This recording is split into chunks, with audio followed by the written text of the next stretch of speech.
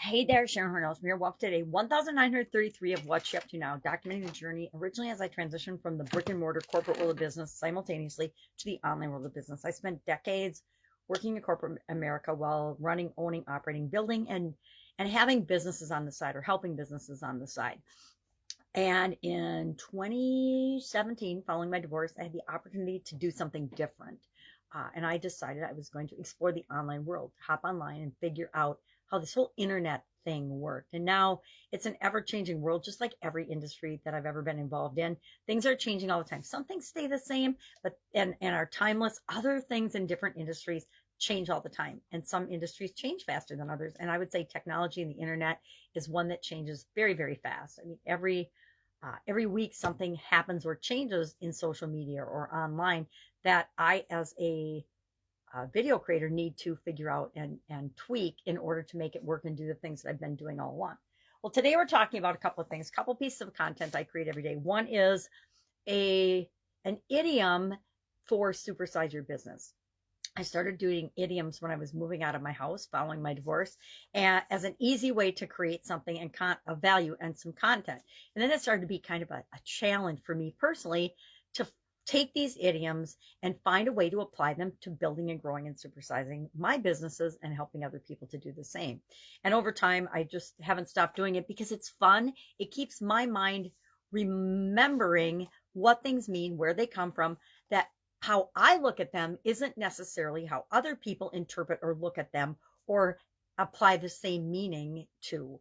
And so it's important to remind ourselves that as we're building our organization, that everybody doesn't think the way that we do. And if we get into the trap of thinking that they do, and if we surround ourselves with too many people that think like we do, we can get into trouble with our business.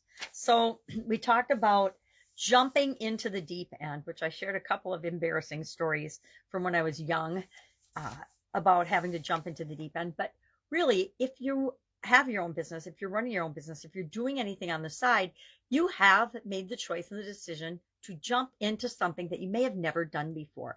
And that's where everything awesome in our lives happens, is when we stretch our comfort zone and we do something that's new and different and exciting for us and something we haven't done before. And that requires a little leap of faith and our willingness to jump into the deep end of the pool, to figure things out as we go along, to realize that as humans, we are buoyant and we're going to float. So if we jump into the deep end, as long as we don't panic, as long as we keep moving, we will not drown. We will float and we will figure out what it is that we need to do.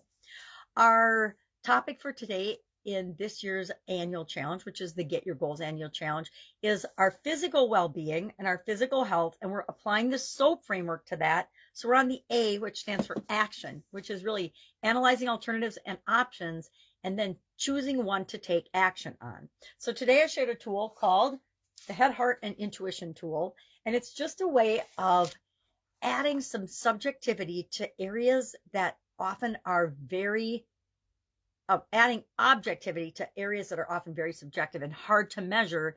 It's just a tool that I like to use. So we talked about that, how to use that tool to analyze 3 of the 10 alternatives we brainstormed yesterday, 3 of the 10 options, because the O in SOAP framework stands for options, but options and alternatives mean the same thing. And then how do we decide among those alternatives which one we're going to take action on first? Now, I just had surgery, so my physical goal, of course, is to get through that surgery and recover as quickly as humanly possible and get back to my normal activity and activity levels in different areas and aspects of my life. So I came up with options, 10 options, and I selected 3 that I can choose to act on in order to help me to achieve that goal. Well, I've already been doing one of the actions since my surgery on Monday, so it was kind of a no-brainer. And of course, when I rated that, that's the one that came out on top. That's it. If I can help you in any way, hit me up. Otherwise, I'm going to go turn off an alarm that's going off here. And I will, of course, be with you tomorrow. Have a great day. Bye.